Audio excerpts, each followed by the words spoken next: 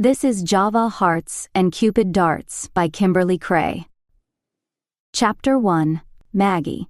3 years ago, my best friend is about to get married, and I've never even told a man I love him. Despite that, as I sit at one of the bridesmaids' vanities, a rare hum of potential buzzes over my skin. The word maybe floats to mind. Just maybe today is the day I'll meet the right one. The people closest to me, my sister Kirsten and the bride-to-be, Viv, say I quickly abandon hope by vacillating from one end of the spectrum to the next.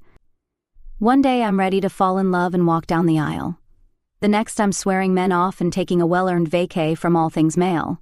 The truth is, I spend far more time at the I'm not ready end. The I doubt anyone's out there for me end. But here I am on the opposite end, feeling hopeful yet again. The dressing room is filled with other bridesmaids, all friends of mine, and all married now, save the bride's 3 younger cousins, who are out front taking selfies. Shaylee's seated at the vanity to my right. For her wedding, I was forced into a pastel green gown which did horrific things to my complexion. I'm a redhead, and while green usually looks good on me, accenting my light skin while complementing my hazel eyes, pastel green gives my already pale complexion a cadaverous cast. Maple, who's seated on the other side of Shaylee, blinks her lashes through a wand of mascara, lips slightly parted as she applies it with care. Her bridesmaid gowns were pastel too, and peach at that. I tried getting a spray tan like the other bridesmaids, but sadly, I ended up matching the dreaded shade. Ever seen a walking Band-Aid in heels?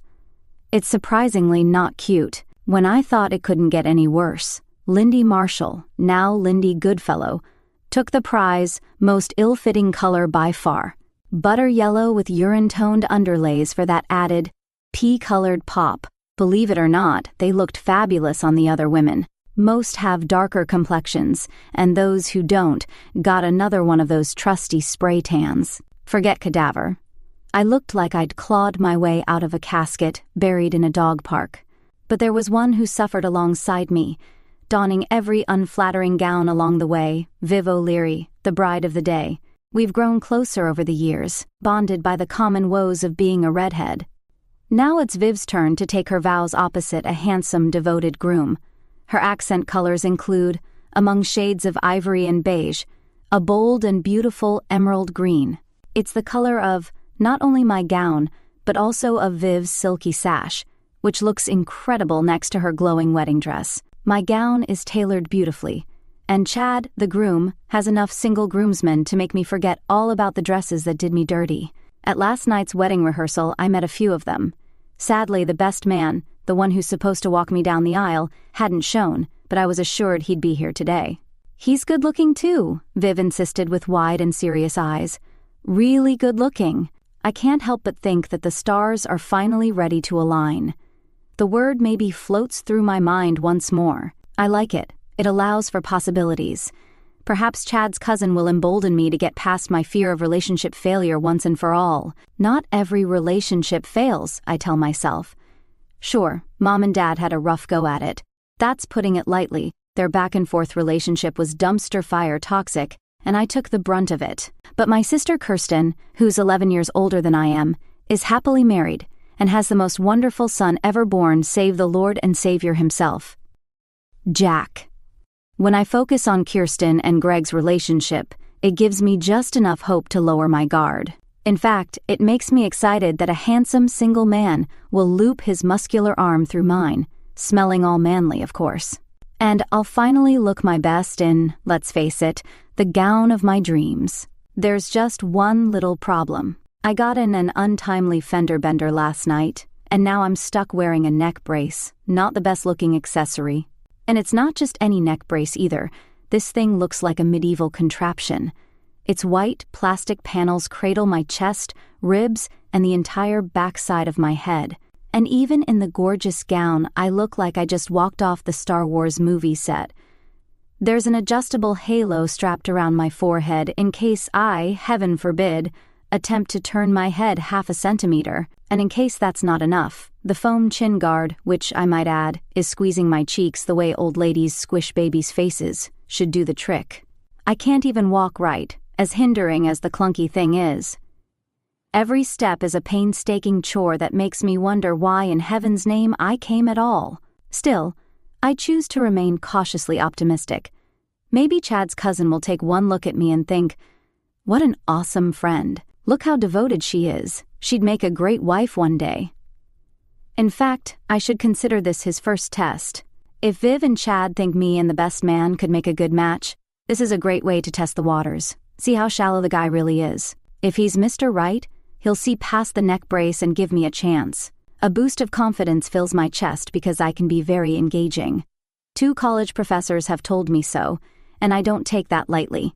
I'll hold my head up, not that I could actually lower it if I wanted to, and resolve to make the most of this day.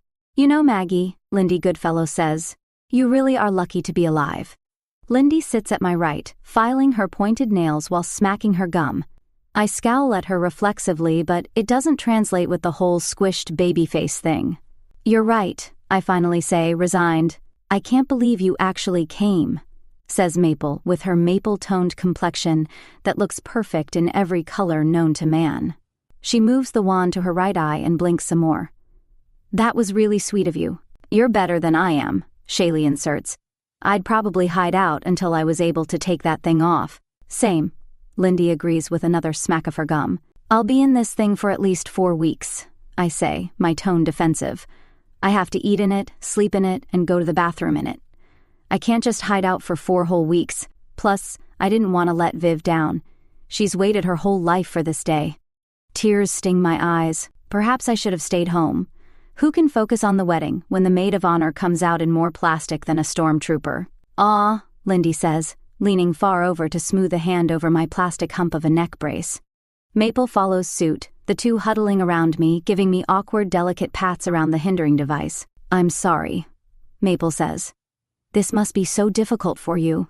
Shaylee hasn't moved, but she pipes up from her place at the vanity.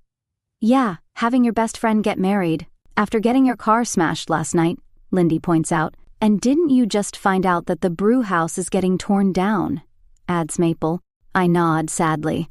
The brew house is a coffee shop by morning, beer bar by night. I've been head barista there for 2 years and just got moved up to management. "So there goes the job you worked so hard for," Lindy says, shaking her head. My eyes ping-pong between Maple and Lindy as they tally up my series of misfortunes. "And now you're stuck wearing this big old neck brace," Maple says. "It's more than a neck brace." Lindy chuckles a little. "It's a chin, head, chest, back, and ribs brace, too." In the quiet pause, all eyes flit to Shaylee. She leans very close to the mirror, smearing a thick coat of frosty lipstick over her Cupid's bow, back and forth. She smacks her lips together and catches eyes with us through the mirror. "Not to mention," Shaylee says nonchalantly, sliding the applicator back into its case, "you'll be the only one not married now." I blink. "You sort of already said that." "No, I didn't. I just said your bestie is getting married. I didn't mention that the rest of us already had." Maple gives Shaylee a hard look. "That goes without saying." "Well, so does the neck brace thingy," Shaylee says with a wave in my direction. I sigh, wanting to shimmy my way back into the casket I crawled out of for Lindy's wedding. "Why don't you guys go on ahead?" I suggest.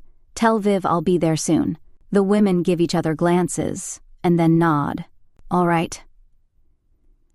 Maple gives me the best half-hug she can manage around the bulky brace.